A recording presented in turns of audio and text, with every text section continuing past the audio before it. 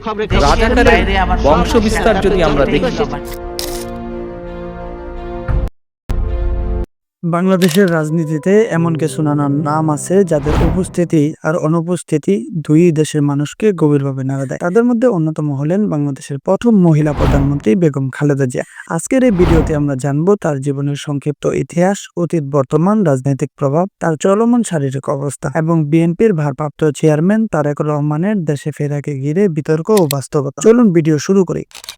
বেগম খালেদা জিয়া জন্মগ্রহণ করেন 1945 সালের 15 আগস্ট দিনাজপুর জেলার টাঙ্গুয়ার হাওর সংলগ্ন এক পরিবারে। শৈশব কৈশোর কেটেছে একটি মধ্যবিত্ত শিক্ষিত পরিবারে। রাজনীতির সঙ্গে তার সরাসরি সম্পৃক্ততা শুরু হয় জিয়াউর রহমানকে বিয়ে করার পর, যার মাধ্যমে তিনি ধীরে ধীরে দেশের রাজনৈতিক অঙ্গনে গুরুত্বপূর্ণ মুখ হয়ে ওঠেন। স্বামী রাষ্ট্রপতি জিয়াউর রহমানের মৃত্যুর পর এক কঠিন সময়ের মধ্যে বিএনপি নেতৃত্বহীন অবস্থায় পড়ে। কঠিন সময়ে দলের হাত ধরেন খালেদা জিয়া। তার ধীর নেতৃত্ব, কঠোর সংগ্রাম এবং সামরিক শাসন বিরোধী আন্দোলনে অংশগ্রহণ তাকে ধীরে ধীরে জাতীয় নেত্রী করে তোলে। 1991 সালে তিনি বাংলাদেশের প্রথম গণতান্ত্রিক নির্বাচিত মহিলা প্রধানমন্ত্রী হিসেবে দায়িত্ব নেন। তিনি 1991 থেকে 1996 এবং 2001 থেকে 2006 সাল মোট দুইবার প্রধানমন্ত্রী হিসেবে দায়িত্ব পালন করেন। বেগম খালেদা জিয়ার রাজনৈতিক জীবন যেমন অর্জনে ভরপুর, তেমন নানা বিতর্কের জন্ম দিয়েছে। রাজপথে আন্দোলন, সংসদ বর্জন, দলীয় সংঘর্ষ এবং রাজনৈতিক শত্রুতা সবই তার জীবনের অংশ হয়ে গেছে। 2008 সালের নির্বাচনকে ঘিরে রাজনৈতিক অস্থিরতা, পরবর্তী সময়ে নানা মামলা এবং 2018 সালে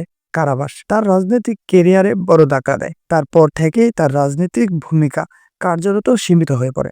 2018 সালের কারাবাসের সময় তার স্বাস্থ্যের দ্রুত অবনতি ঘটতে শুরু করে। Liver cirrhosis, diabetes, arthritis, kidney সমস্যা, শ্বাসকষ্ট সহ বহু জটিল রোগের সঙ্গে লড়াই করেছেন তিনি।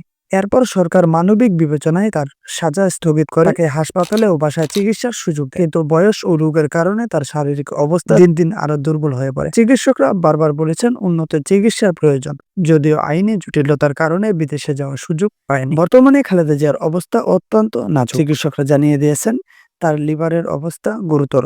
নিয়মিত হাসপাতালে ভর্তি রাখতে হয়। ছোট সমস্যা থেকেও বড় জটিলতা তৈরি হতে পারে এবং দীর্ঘমেয়াদী চিকিৎসা ছাড়া স্থায়ীভাবে সুস্থ হওয়া সম্ভাবনা কম। তিনি এখন কার্যত রাজনৈতিক কর্মকাণ্ডের বাইরে। তার চিকিৎসা এবং সুস্থতাই এখন বিএনপির নেতৃত্ব ও পরিবারের প্রধান চিন্তার বিষয়। বেগম জিয়ার অনুপস্থিতিতে বিএনপির রাজনীতিতে একটি বড় নেতৃত্ব শূন্যতা তৈরি হয়েছে। দলের সিনিয়র নেতারা ভূমিকা রাখলেও জনভিত্তিক আন্দোলনে গতিশীলতা কমেছে। দলের অধিকাংশ সিদ্ধান্ত এখন লন্ডনে অবস্থানরত তারেক রহমানের উপর নির্ভরশীল। অনেকে মনে করেন খালেদা জিয়ার অনুপস্থিতি ছাড়া বিএনপির সংগঠন ও আন্দোলনের আগের মতো শক্তি নেই। তার সুস্থতা শুধু পরিবার নয়, পুরো দলের উপর একটি মানসিক ভার তৈরি করেছে। তারেক রহমান 2007 সালে সেনা সমর্থিত তত্ত্বাবধায়ক সরকারের সময় গ্রেপ্তার হন।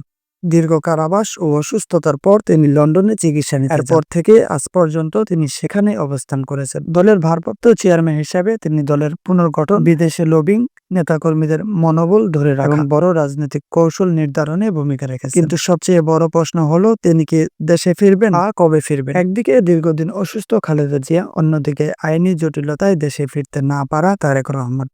ফলে বিএনপির কেন্দ্রীয় পরিবারটি কার্যরত রাজনীতির বাইরে।